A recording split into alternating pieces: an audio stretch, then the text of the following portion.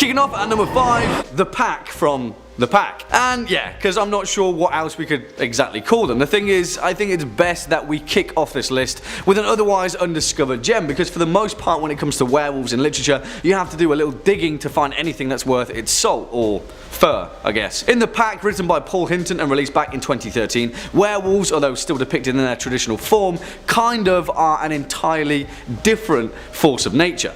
If you'd like an idea as to the bones of this novel, picture 30 Days of Night but put werewolves in it and then stick it in a small town in England. The Pack tells a tale of a fictional town called Whitchurch tucked in the idyllic landscape of rural England. However, in this little town it has a very bizarre history soaked in blood and the misfortune of an ancient curse. You see, every 15 years a vicious pack of werewolves that are genuinely terrifying in parts, may I add, are unleashed upon Whitchurch to feast upon the locals. And yeah, as you may imagine, that's exactly how this novel kicks off. Listen, I can't exactly heap a huge amount of praise on the actual technical construction of this novel, because for the most part Hinton's style is incredibly simplistic and the dialogue heavy nature of the novel is dragging in parts, but honestly, the werewolves in this novel are awesome and it's worthwhile just to experience that. They're unlike pretty much every other werewolf in literature. They're like a force of nature, more akin to the vampires of 30 Days of Night than anything else. Also, if you enjoyed Neil Marshall's awesome movie Dog Soldiers, then you will adore this book. It's got the same British charm to it and a similar set of true grit characters. Yeah, The Pack. It's worth a read. Number 4 on this list is Fire and Fury. Now, this one I felt like I had to bring up because it happened really recently with the former president of the United States. Skyscape says, Wolf's gossipy tell-all describes a dysfunctional presidency perpetually in chaos, zoning in at one point on the day the FBI director James Comey was fired. Comey heard about it on TV. Not all of Wolf's claims are accepted as truth, of course. Trump said he didn't authorize Wolf's White House access and didn't speak to him for the first book. Trump's lawyer Charles Harder sent a cease and desist letter threatening a libel lawsuit in an effort to stop publication. Fire and Fury sold out in its first day of a release as a result. By 2021, Trump was speaking to Wolf for Landslide, Wolf's third book in the trilogy. There were countless scandals during the Trump administration, so I feel like this one was just another notch on the belt. Either way though, the government literally did everything in their power to try and get rid of it and stop us from being able to buy it. The opposite happened though, and because it got so much attention, it flew off the shelves faster than they could print them. Next up at number 3, the Lupine Thermorph, the Dresden Files. And yeah, something that isn't Werewolf 101 at all, because who better to completely reinvent the werewolf on several different levels than Jim Butcher himself. Now listen, you may be aware that we're big fans of the Dresden Files over here at Top 5 Scary Videos, but if you know, then you know, because the Thermorphs of the Dresden Files are awesome. And also, we have to hammer down the specifics here because there's quite a few versions of the traditional werewolf as far as Butcher is concerned, much like with his varying depictions of vampires, as is the case with the Four Courts. In the world of Harry Dresden, there are several types of werewolf, otherwise known as Lupine Thermorphs. There are the classic werewolves, which function exactly as they do in Gothic literature, terrible magic curse. You get the drift. But then there are the Hexen wolves, a type of lichen magic that allows a person to transform into a wolf-like beast through the use of a magical talisman imbued by another user. To transform, a person makes use of a talisman which can be worn and activated, and then, yeah, instant werewolf, or FBI werewolf. Usually it's a wolf hide bat, which are a pretty important resource in the world of Harry Dresden. Then there are the loup-garous, which are also incredibly similar to the classic werewolves, but instead are created by a much more powerful type of magic and are reliant on the older adage of the silver bullet variety. The loup-garous are essentially the resulting creation if you make enemies with really powerful sorcerers. And then there are the lycanthropes, which are essentially the anamorphic feather in Butcher's werewolf cap. As depicted in Full Moon, lycanthropes are not created but born, and for all intents and purposes are perhaps the most powerful lichens in the series. However, we're irking on spoilers here, but there are a few more versions of things in Butcher's series, which, you know, is reason enough to give it a read. Coming in at number 2, the Wolfman, Warhammer 40k. Okay guys, talk about diverging from the path of classic werewolfism. Of course it had to be the staggering canon of the grim darkness of Warhammer 40k to deliver us a completely insane depiction of the stereotypical werewolf. Because what happens when you cross an ancient race of lichen men with a space marine? Yeah, the Wolfman. That's exactly what you get. And if you know anything about the vast lore behind Warhammer 40k, you'll know that these guys are one of the most savage and frighteningly efficient fighting forces in the whole of the Space Marines. And also the creation of the Wolfman is something else entirely, so much so I'm pretty sure there is nothing else like it in werewolf fiction. Although it is kind of close to the Trial of the Grasses in the Witcher series, which is pretty cool actually, and another reason to read The Witcher. As described in texts of the Terran Empire, the Wolfman are members of the Space Wolves chapter who have succumbed to the curse of the Wolfman and thus transformed into savage, malformed lupine mutants. Genetically engineered creations within every Space Wolf's gene seed is a specific genetic sequence known as the Canis helix, which unleashes the acute predatory sense of a race of creatures known as Fenrisian wolves, the native species of the Wolfman's homeworld, Fenris. Yeah, exactly, because how do you get an entire army of genetically engineered and technologically superior werewolf soldiers in the Warhammer universe? You create an entire planet of them. Now obviously if you're familiar with the series, you'll know that the Space Wolves are an incredibly powerful sect of Space Marines and by extension a critical arm of the Empire, but in this case Space Wolves is very much indeed taken literally. Space werewolves. There we have it. And finally coming in at number 1 spot, Karkaroth, the Silmarillion. Because yes, there is one werewolf that all others tremble at the very mention of, and surprisingly enough, it comes from an incredibly well-known series that isn't exactly renowned for its depiction of gothic horror tropes. J.R.R. Tolkien's legendary work of fantasy, The Lord of the Rings, was built upon by a very important side compendium, his 1977 posthumous novel, The Silmarillion, and we have that to thank for fully fleshing out Tolkien's world of Arda and the incredibly rich and in-depth lore of the First and Second Ages. In many ways, The Silmarillion is considered to be the Prose Edda or the Bible of the Lord of the Rings, and any such creation story in turn needs to have its villain.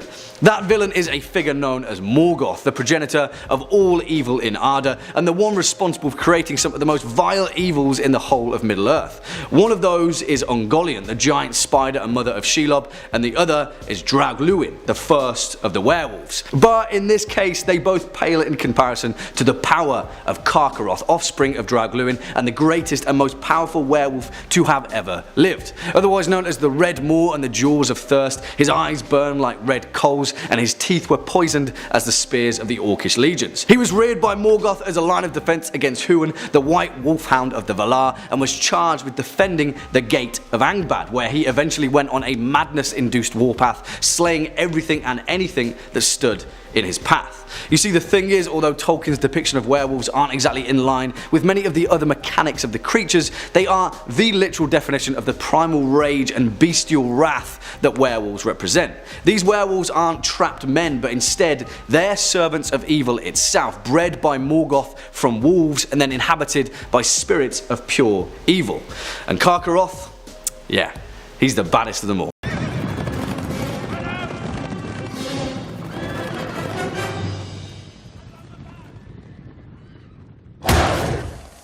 For the curious amongst you, that clip was from 2010's The Wolfman, starring Benicio del Toro as one particular Wolfman with a few daddy issues, illustrating the archetypal mysticism and many taboos that evidently come with being a lycanthrope, particularly if you're a 19th century aristocrat in Victorian London. And as some of you may know, The Wolfman is a near-direct remake of 1941's The Wolfman, starring Lon Chaney Jr. as the titular beast man in question, which is widely considered to be the most recognisable and most cherished original version of the werewolf myth ever created on film. And whilst it certainly wasn't the first, it's one of the best, and it gave popular rise to what we now consider to be werewolf horror cinema, cementing other actors such as the legendary Paul Naschy, Henry Hull, Oliver Reed, Jack Nicholson and David Norton in their iconic lycanthropic roles. But first, before we give credit to the hallmarks of horror cinema that the image of the werewolf has become, let's first begin where all things should. Etymology. After all, what's in a word? As you may imagine, the word werewolf comes from the Old English compound of were meaning man and wolf meaning, well, wolf. Now, although this is certainly the clearest definitive origin of the term, there are other far older origins of similar sorts of terms. Low Latin describes the gerulphus, which the French later misheard as garrevue, which means beware, harking back to their description of the iconic loup-garou, a wolf to be aware of. But it's older than that still, and although the Norman Frankish described the werewolf, Old Norse describes the varulf, or in much rarer terms the ulfhedin, one in wolfskin. In modern Scandinavian there is even the kveldulf, the evening wolf, considered to be derived from the name of the legendary Kvedulf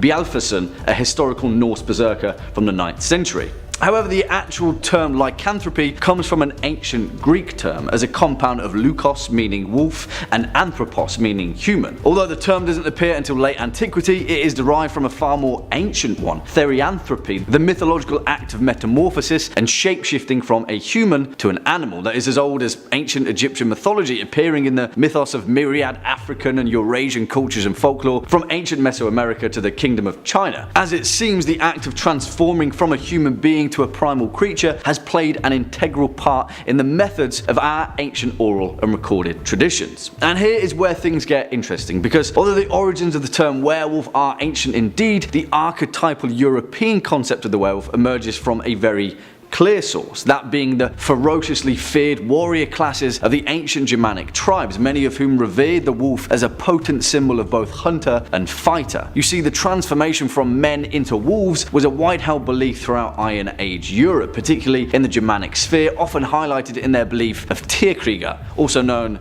as Woden or Odin in Norse, the leader of the wild hunt himself. Interestingly enough, it has also been noted that the metaphorical image of the widespread belief of wolf men in ancient Europe and the wider Indo-European sphere is directly correlated to the tribal transition of Europeans moving from fruit gathering to predatory hunting during the Iron Age, a forgotten cultural practice that was revered by ancient pagan European society. In 440 BC, the ancient Greek historian Herodotus, in his histories, described the Nuri, a tribe which he placed in the northeast of Scythia, where all of its members transformed into wolves once every year for several days, where they roamed the wilds before changing back to their human forms. Now, in all likelihood, this was a tribe that is now part of Russia, and the tribespeople of the Nuri were most certainly using wolf skins and pelts for warmth during winter, but still, the metaphor is what's important here. Similarly, in the 2nd century BC, the Greek geographer Pausanias described the story of Lycaon, the king of Arcadia, who was transformed into a wolf following his ritualistic murder of a child. Lycaon's transformation was bestowed upon by Zeus after his attempt to serve him human flesh to discover if he truly was a god, depicting cannibalism and murder as a grave taboo, and the result being this primal,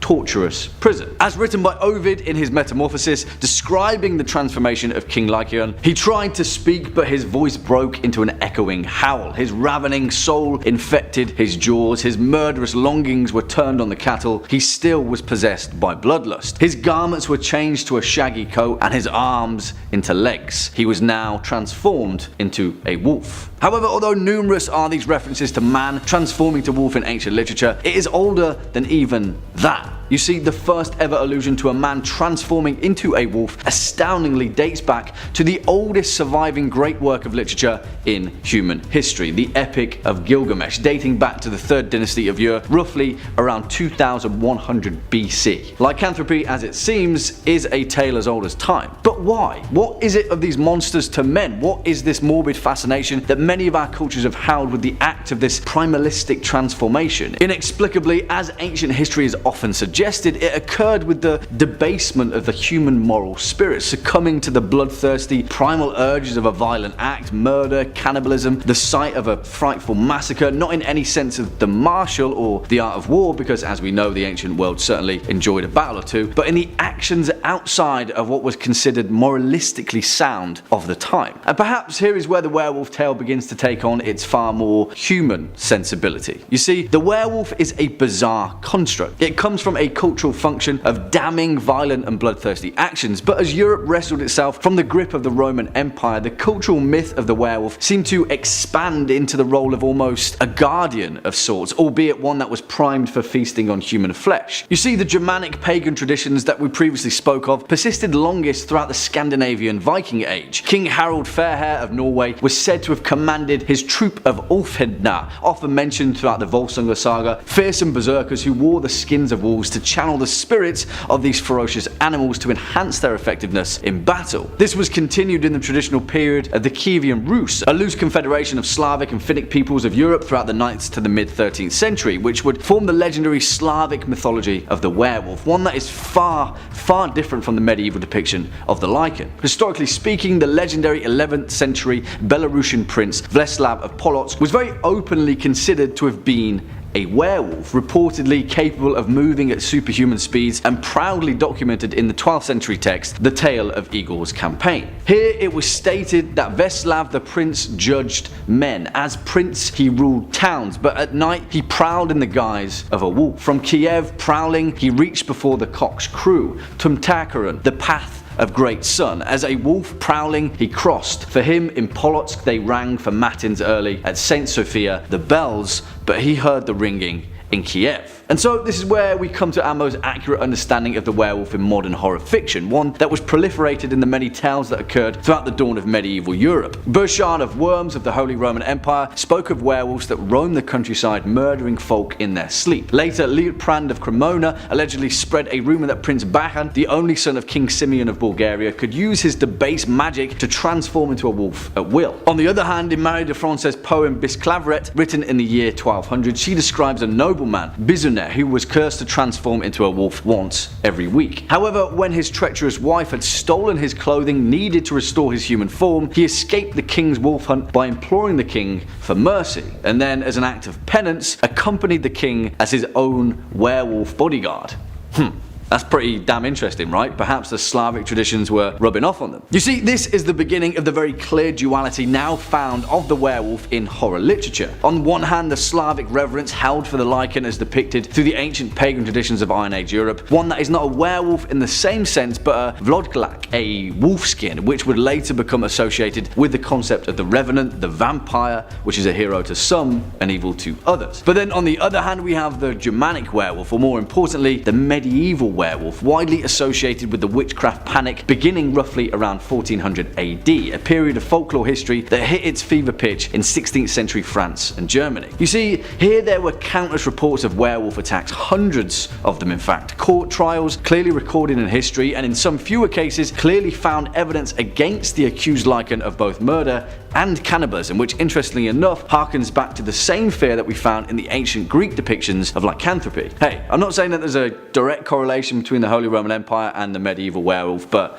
it's certainly interesting, and also it is. Accusations of lycanthropy were frequent in the Valais witch trials of 1428. In the canton of Vaud, which borders the cantons of Fribourg and Bern, numerous child-eating werewolves were reported through the year 1448. In 1598 in Anjou, a gang of werewolves were sighted roaming the rivers of the French lowlands, and in 1603 in Bordeaux, a teenage werewolf was sentenced to life imprisonment for the crimes of lycanthropy. Perhaps the most famous case of the medieval werewolf, though, came to the forefront with the bloodthirsty tale of Peter Stump, a German farmer and alleged cannibalistic serial killer reported to have murdered and eaten over 18 victims, including 14 children and 2 pregnant women, after the devil himself had allegedly given him a werewolf girdle of black magic which bestowed upon him the all-consuming power and hunger of a wolf. Peter Stump, otherwise known as the Werewolf of Bedburg, is perhaps the root form of what we now consider to be the classic werewolf of horror literature and cinema, but interestingly enough, it is one that focuses exclusively on the violent and bloodthirsty nature of a man who is caught physically or metaphorically transforming into a beast. Interestingly enough though, more often than not, the modern werewolf has often become a sort of hybrid of these two dualistic components of the ancient Lycan, the conventions of which are just as much of a hodgepodge as its forebears were. Take, for example, the folklore depiction of silver being a repellent to a werewolf. You see, silver in folklore, particularly in Celtic folklore, is a very important trope, but as to where it came about in relation to lycanthropy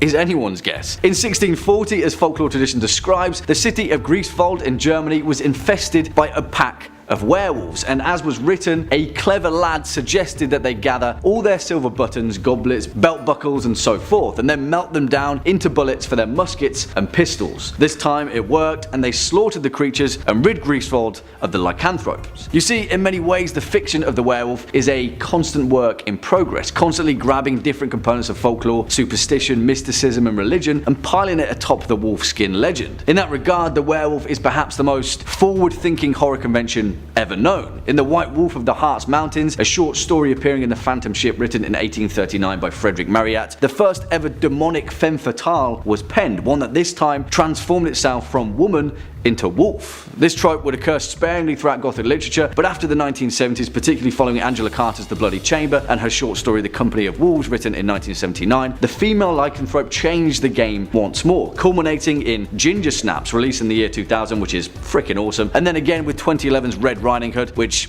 isn't great, but it highlights my point. Taking these themes and then applying the transformation of lycanthropy to that of sexuality and a transgressive discovery of the South, highlighting the liberation that comes from championing the natural form. And again here, the concept of the werewolf in culture has often been used to highlight a sort of social movement of sorts, be it one that is taboo like the werewolf of medieval Europe, describing the fears of serial killers and cannibalistic monsters, or the satanic panic of witchcraft by the Holy Roman Empire, or on the other hand, one of a cultural advocacy and guardianship like that of the Slavic werewolf, who harness the more primal urges of the human form to their advantage, often as a force for good in defense of their own tribe or people. You see, be it monster or man, so it seems that the duality of the werewolf has long lingered in the hearts of humanity for thousands of years, and will perhaps linger for thousands of years more. After all, aren't we just wild animals howling at the moon? Number 5 on this list is Scary Stories to Tell in the Dark. You may be familiar with this title because there was actually a movie adaptation that hit the screen super recently. Back in 2019, Scary Stories to Tell in the Dark came out in film format. But this movie was based off of a book, and for the longest time, this book was super banned. SCMP says